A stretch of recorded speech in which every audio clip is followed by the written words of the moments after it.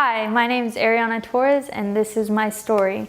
Going back to the small town of Littlefield, Texas, you have preteen Ariana.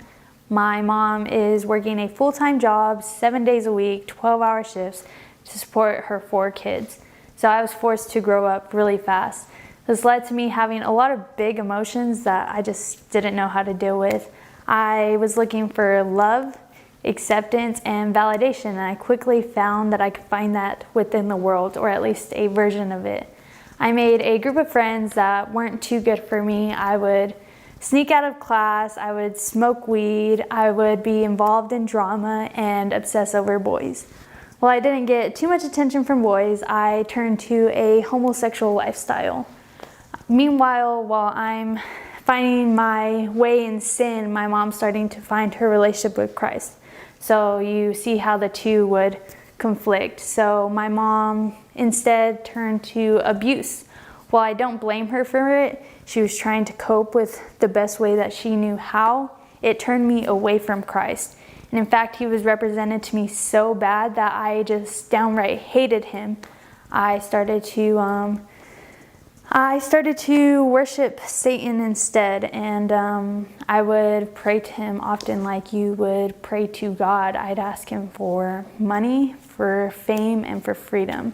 Kind of crazy because you find freedom in Christ, but he didn't treat me too well. He often told me to kill myself, that the only way I was going to find love was through other people, and that I had to be a certain way to get that love and to be accepted. So it just led me to a rabbit hole of people pleasing and making a lot of bad decisions. Meanwhile, while I'm going through all of this, I'm just downright depressed. I am just in the slums, unhappy.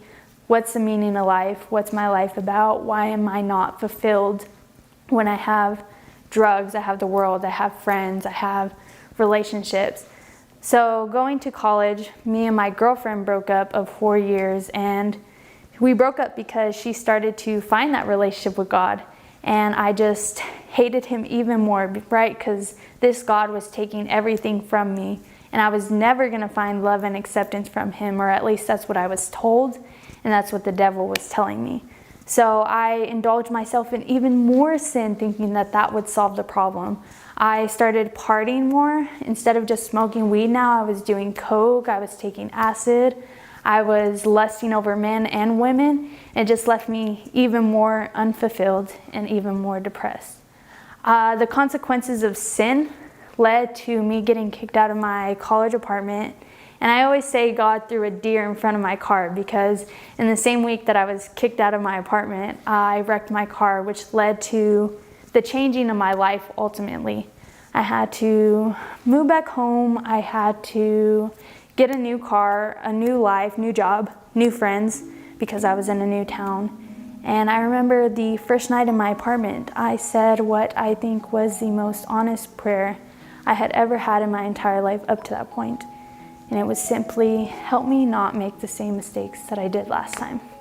While the transformation was not overnight by any means, I started to hear this second voice in my head, challenging me to make the harder decision in everything that I did, and just giving me a lot of wisdom and life advice that I was taking. It was helping me be more responsible and a better person and more sound.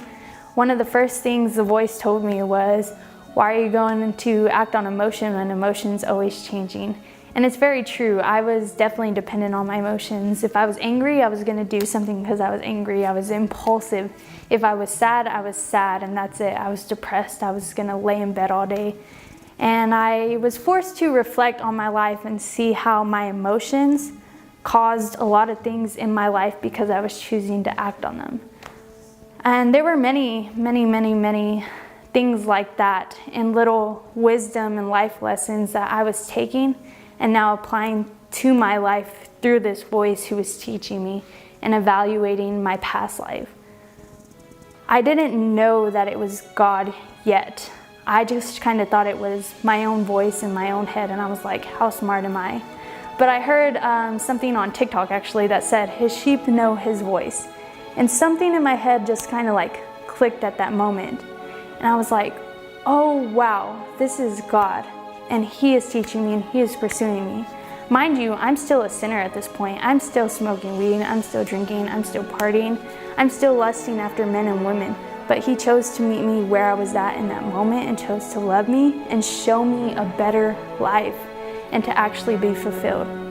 While who He was trying to make me be didn't necessarily fit the form of the life that I was continuing to live, He convicted my heart, and He's changed my life and transformed me in so many ways. I'm just completely unrecognizable at this point.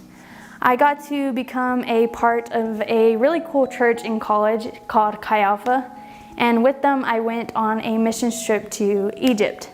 Now they're teaching us how to be true disciples of Jesus and to truly represent His character, which I'm passionate about considering He was so misrepresented to me. But in Egypt, I seen so much bad stuff. I seen what it is to live like without hope. I seen what it is to see when it's only brownie points and there's no love. It kind of reminds me of what I was looking for in my past life, right? Love, acceptance, and validation. And in the same way, in Egypt, they're looking for the same thing. They want love, but they think they have to do certain things to get it. They want validation. It's really bad. But I think the worst thing is when we went to Trash City, which is where the Christians live. And that's just the worst of the worst. They are the furthest from water. The only jobs they can get are recycling trash, and it stinks, and the building conditions there are so bad. And I was just kind of asking God, I was like, why do you have your people here? Like, why would you allow your people to live like this? And He brought me back to the Sermon on the Mount, which is like, blessed are those who are poor in spirit, for theirs is the kingdom of heaven. Blessed are those who hunger and thirst, for righteousness will be their salvation. And it just clicked, and I was like, God, I see your heart for these people. I see why you walk the streets. I see why you love the widow. And it just touched my heart so deeply and just made me want to become a disciple of His more. Because I do believe that Christ is just genuine and true and just loving to all of humanity. I believe His ways are right and awesome, and I just want to continue to share that with the world. For you who are listening, just know that there's always hope. I believe Jesus Christ is the way, the truth, and the life, and I strongly encourage you, if you were looking for truth, if you were looking for that meaning, you can find it in Him. It is never too late.